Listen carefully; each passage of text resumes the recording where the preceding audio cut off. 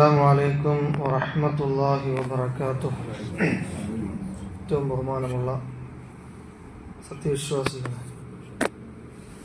എല്ലാ സുബഹി നിസ്കാരത്തിലും അതല്ലാത്ത സന്ദർഭത്തിലുമൊക്കെ നമ്മുടെ പ്രാർത്ഥനകളിൽ നാം ഉൾക്കൊള്ളിക്കുന്ന ഒരു പ്രാർത്ഥനയാണ് നമ്മുടെ ജീവിതത്തിൽ ബർക്കത്ത് ചെയ്യണമെന്ന്. اللهم اهدني فيمن هديت وعافني فيمن عافيت وتولني فيمن توليت وبارك لي فيما أعطيت وقني ربنا شر ما قضيت. ആ ഖുനൂത്തിലെ നാലാമത്തെ ആവശ്യം وبارك لي فيما أعطيت.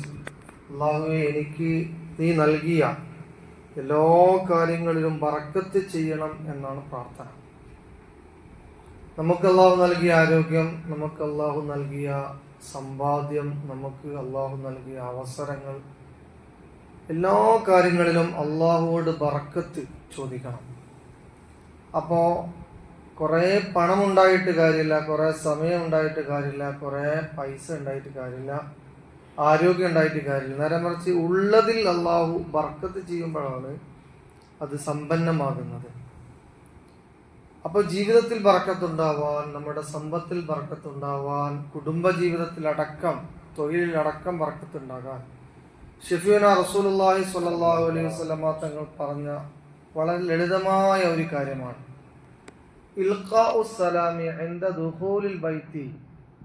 വീട്ടിലേക്ക് പ്രവേശിക്കുന്ന സന്ദർഭത്തിൽ സലാം പറയുക എന്നുള്ളത് യുഹില്ലുൽ ബറക്കത്തു അലാ അഹ്ലിൽ ബൈത്ത്.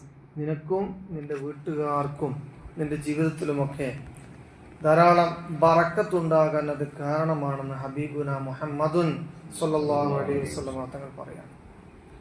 അനസ് ഇബ്നു മാലിക് റളിയല്ലാഹു അൻഹു ഖാല, അനസ് ഇബ്നു മാലിക് റളിയല്ലാഹു അൻഹു പറയുന്നു, നബി സ്വല്ലല്ലാഹു അലൈഹി വസല്ലമ പറഞ്ഞിരിക്കുന്നു, ഖാല ലി റസൂലുള്ളാഹ്, റസൂൽ സ്വല്ലല്ലാഹു അലൈഹി വസല്ലമ തങ്ങൾ എന്നോട് പറഞ്ഞു.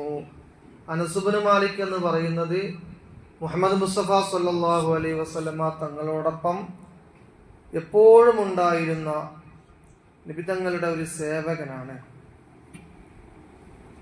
ആ അനസ് ഇബ്നു മാലിക്കാണ് പറയുന്നത്, നബി തങ്ങൾ എന്നോട് ഒരിക്കൽ പറഞ്ഞു, യാ ബുനയ്യ, ഓ കുഞ്ഞു മോനെ, എൻ്റെ പ്രിയപ്പെട്ടവനെ, ഇദാ ദഖൽത അലാ അഹ്ലിക, നീ നിന്റെ കുടുംബത്തിലേക്ക് പ്രവേശിക്കുമ്പോൾ, വീട്ടിലേക്ക് പ്രവേശിക്കുമ്പോൾ, ഫസല്ലിം, നീ സലാം പറയണം അവരോട്.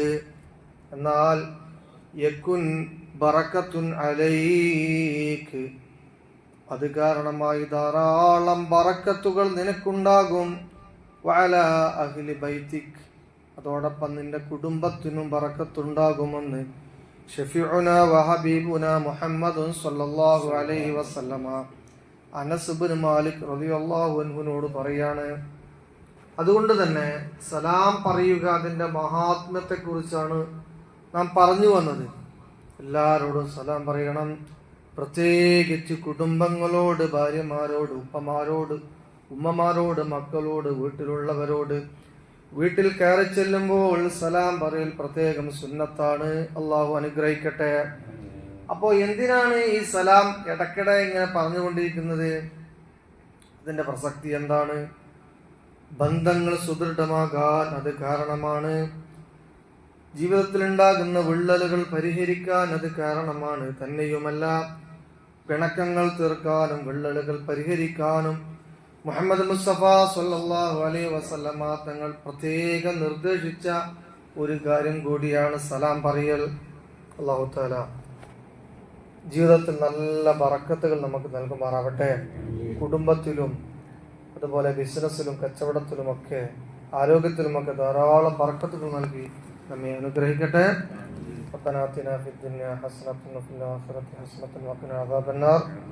ആമീൻ ബിറഹ്മതിക യാ അർഹമർ റഹീമീൻ. അസ്സലാമു അലൈക്കും വറഹ്മത്തുള്ളാഹി വബറകാതുഹു.